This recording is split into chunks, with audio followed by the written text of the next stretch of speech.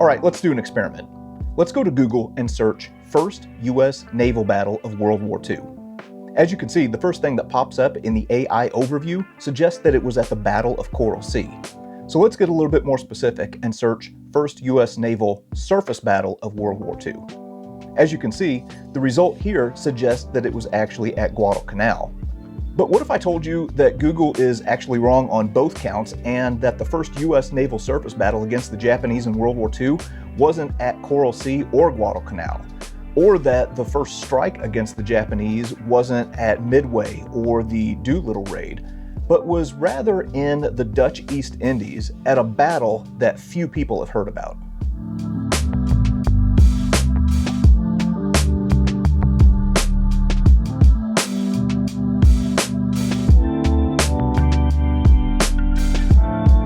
Alright, so on this channel, you may be familiar with the History Traveler series, which focuses on the exploration of historic places around the world, or the American Artifacts series, which interprets history through the artifacts in the collection of the Gettysburg Museum of History.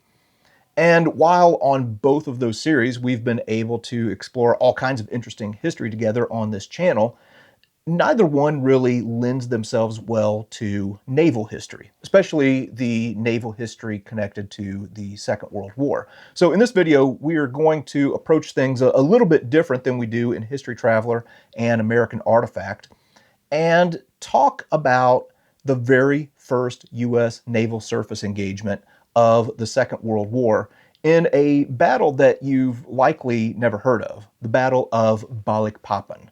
And stick around to the end because we're going to be going off on another direction that we've never hit before on this channel. But first, let's get some context. It's early 1942, just weeks after Pearl Harbor. Japan is on a roll, sweeping through Asia and the Pacific like a tidal wave. Their goal? Secure resources, especially oil, to fuel their war machine. Enter the Dutch East Indies, a treasure trove of oil fields, including the port of Balikpapan on the island of Borneo. This wasn't just some random coastal town. Balikpapan was a key oil hub, pumping out crude that Japan desperately needed. The Allies, still reeling from Japan's early victories, were scrambling to respond. The Dutch, who controlled the East Indies, knew that they couldn't hold the region forever.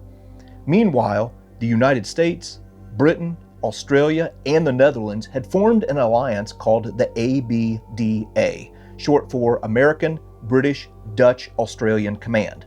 Their mission? Simply to stall Japan's advance however they could along a line of defense called the Malay Barrier, along Malaya, Singapore, and the Dutch East Indies. And that brings us to January of 1942, when a small Allied naval force under the command of U.S. Admiral Thomas Hart moved in to slow the advance of the Japanese off Balikpapan.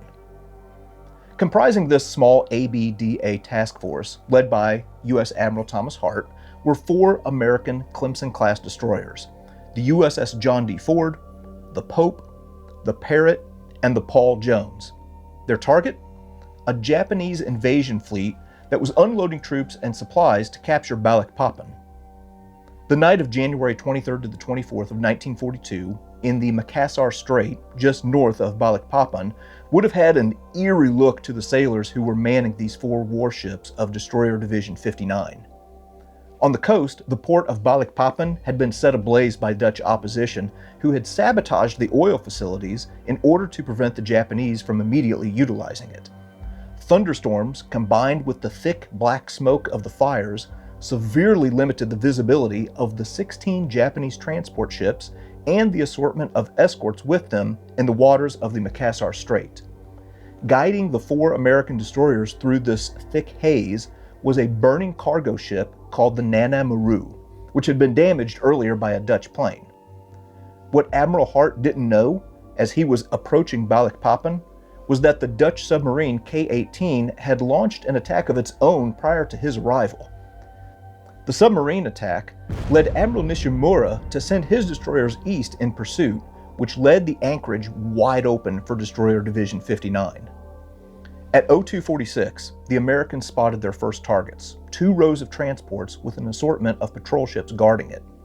All were conveniently silhouetted by the oil fires burning behind them. Leading the American column was the John D. Ford, followed by the Pope, the Parrott, and the Paul Jones. In order to remain undetected, it was decided that the attack would be with torpedoes. The Parrott was the first to fire, with 3 torpedoes launched from her port side. The unsuccessful launch was followed by another round from the Parrott, the John D. Ford, and Paul Jones. All 10 torpedoes fired missed. A second pass at 0300 yielded better results when 3 torpedoes fired off the port bow by the Parrott connected with the Sumanara Maru. With this explosion, chaos erupted among the Japanese. Believing that the attacks had come from another submarine, the Japanese didn't detect the American destroyers as they turned around and came in for another pass. At 0310, the Pope, Parrott, and Paul Jones all fired torpedoes off their starboard side. One of these struck the Japanese ammunition ship Tatsukami Maru. In the next 15 minutes, 2 more Japanese ships, the PC-37 and the Kuretake Maru, would be sent to the bottom of the strait. The PC-37, which had been mistaken for a Japanese destroyer, was targeted by 5 torpedoes, 3 of which hit their mark. At this point in the battle, the only remaining destroyers with torpedoes were the John D. Ford and the Paul Jones. At 0335, the column looped back around for another run, now utilizing their 4-inch guns and their last remaining torpedoes. It was during this engagement that the Parrott, Paul Jones, and Pope became separated from the John D. Ford as they turned and headed back. As the John D. Ford continued towards the shore, it fired off its last 2 torpedoes, one of which hit and sank the Suruga Maru. At 0347, in an exchange of gunfire with the Asahisan Maru, a single Japanese shell hit the afterdeck house, wounding 4 men. At this point, the John D. Ford swung around to port to rejoin the other 3 destroyers. The Battle of Balikpapan was the first surface engagements of the Pacific War between the U.S. Navy and the Japanese, and the first naval surface engagement for the United States since the Spanish-American War. So, did the Allies win? Well, that honestly depends on how you look at it. The Battle of Balikpapan was a tactical success. The destroyers got in, they did some damage, and they got out without losing a single ship. But strategically, it didn't stop the Japanese. Balikpapan fell into enemy hands just days later on the 25th of January. And even though the Dutch had conducted sabotage operations on the oil facilities to deny the Japanese that prize, the Japanese repaired them soon enough. Still, the battle wasn't meaningless. It showed the Japanese that the Allies weren't going to go down without a fight, even this early in the war.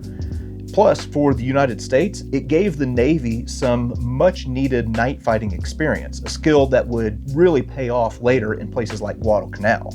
For the Japanese, it was a wake-up call that their supply lines weren't untouchable. Spinning off of this, I want to talk about another means of learning history, especially the naval history of the Second World War, that is a little bit different, and that's video games. Having spent 23 years in the classroom, it never ceased to amaze me the depth of knowledge that my students came into the classroom with, simply connected to the historically based video games that they were playing. So we're going to do something a little bit different in this video and spend some time looking at a really cool game called World of Warships and seeing what it can teach us about naval warfare. All right, let's get into this. Playing a little bit of World of Warships Legends here. So we're going to do a little gameplay and maybe talk a little history along the way. Now in this game they have a variety of commanders that you can choose from. So here's Bull Halsey. You also have Thomas Kincaid, George Dewey, Norman Scott. I think we're going to go with Bull Halsey. You can see where his skill is confrontation, as I mean harm. So we got a pretty aggressive dude here. And then there's a variety of ships that you can choose from. These are the American ships. So here you can see different classes of cruisers that we've got, and then different classes of battleships. Of course, all of these are reflective of actual warships in history. So for example, here we have an Iowa class battleship. We're not going to pick this one, but with a battleship, obviously you've got some more firepower, but might be a little bit slower, takes a little bit longer to reload. Since we're talking about the Battle of Balikpapan, which was Clemson-class destroyers, we're going to go with a Clemson-class destroyer here. And again, what's cool about this game, other than just the cool gameplay and graphics, is you get some history. So here we can look at an overview of the Clemson-class destroyer. Here it says, developed from the WWII class, Clemson belonged to the second series of U.S. Navy flush deckers. The ship's hull was designed in such a way that the single mounts of the main battery could be replaced by twin mounts in order to double the destroyer's firepower. So entered service in 1919. So when those 4 destroyers were fighting in Balikpapan, you were looking at ships that were as old as the First World War. All right, and then different battle types here. Of course, you got standard, arcade. I think we're going to go with versus AI. You can see I got a little camo pattern going on there. Okay, so just waiting in the queue for the battle. While we're waiting, something else that I'll mention that I really like is if you go to worldofwarships.com, they actually post articles from time to time on historic naval battles. So again, other than the gameplay, which is great as it is, there's this bonus of getting some history in there. The most recent article that I was reading was on the Battle of Narvik, which was the German invasion of Denmark and Norway in World War II. Big destroyer battle between the Royal Navy and the Kriegsmarine. All right, so you can see the other players on my team there in the distance. And of course, with a destroyer, got a smaller ship. So that's going to come with its own limitations. But one of the things that it has is speed. So we're going to go full speed ahead here and just jump right into the battle. Now, I'll go ahead and admit I'm not experienced with this game yet. I'm still getting used to it. I played a few rounds just to, get the gameplay down, but this is one of my first times playing this game. Now, with a Clemson-class destroyer, looking at a speed of about 35 knots, which is about 41 miles per hour. All right, you can see enemy out there in the distance, so a little far off. The armament on the Clemson-class destroyer, you've got 4 4-inch guns, and then 1 3-inch anti-aircraft gun. And then another thing with the destroyers is it's equipped with torpedoes. So the Clemson class had 12 21-inch torpedoes. All right, so we're engaging the corvette out there, and I think we're gonna, oh man, that was close. I think we're gonna fire off a spread of torpedoes and then throw out a few more of these 4-inch rounds. Oh boy, that was hit barely. Okay, there we go. Nice. I think my torpedoes, oh yeah, my torpedoes went, yeah, they're gonna go wide here. Okay. Crud. Man, this is cool as heck. Now, in World War II, the destroyers were primarily an escort vessel. So came into play during the Battle of the Atlantic. Oh boy, we got some damage on the ship here that we need to fix. And then also were heavily used in anti-submarine operations. So they were equipped with depth charges. Oh my gosh. Okay, that was close. Were equipped with depth charges to try and take out submarines, both in the Pacific and the Atlantic. All right. Oh, shoot.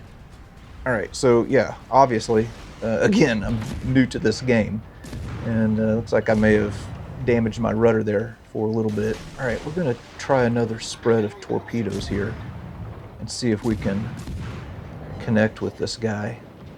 And man, yeah, I'm taking some damage here. So I'm just kind of going all out basically on this game. Oh, my torpedoes missed again.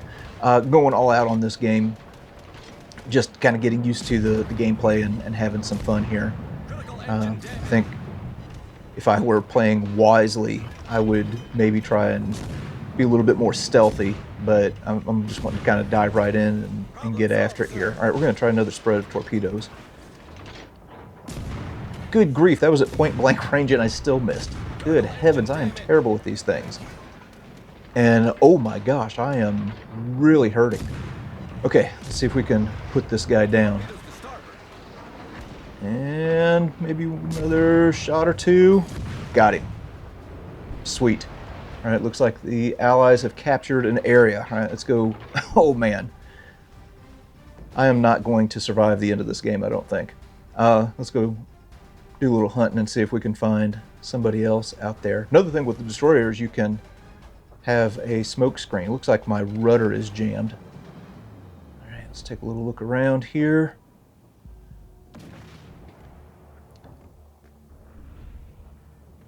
Now, something else that's honestly really cool about this to me is I had an uncle who was on a destroyer in World War II. He was on a Fletcher class destroyer called the USS Mulaney. He was part of the Battle of Leyte Gulf, also the Battle of Iwo Jima. So I have some letters from him that he wrote back to his wife where he talked about, you know, firing on Mount Suribachi. All right, we've got another guy out here. What's that? The Orion. And then he was also, the Mulaney was also in the Battle of Okinawa, and his ship actually got hit by a Japanese kamikaze fighter, and they had to abandon ship. They thought they were going to lose it for a while, and then they were able to reboard it. He was actually one of the party that reboarded and helped put out the fire. So anyway, it's really cool that 80 years later, I can sit here and play this game, and in the process, kind of learn a little bit more about the destroyers and about the history. Yeah, kind of cool. All right, let's close in on this guy. See if we can pop off a few shots here. Looks like our team is really dominating right now. All right, I'm gonna try one more spread of torpedoes here. Oh, or maybe I won't. Oh, dang. Okay. Well, so much for that. All right, so now we can enter into spectator mode and kind of watch how the rest of the game plays out. Looks like I may have lost personally and went to the bottom, but looks like the team won. So yeah, that is cool as heck. I can see where I could get seriously addicted to this game. This is a lot of fun. And also, like I said, learning a lot too. All right, well, there you go. That is a little bit on the lesser-known Battle of Balikpapan, and also a short introduction into World of Warships. If you register via the link in the description, well, there are some cool add-ons that you can get access to, like 7 days of the premium account, and also some of the premium ships like the Battleship Arkansas and some of the common crates and different camouflage designs to where you can customize your ship to fit your own preferences. Let us know in the comments below what you would like to see us cover as far as future naval battles, and we will see you in the next video.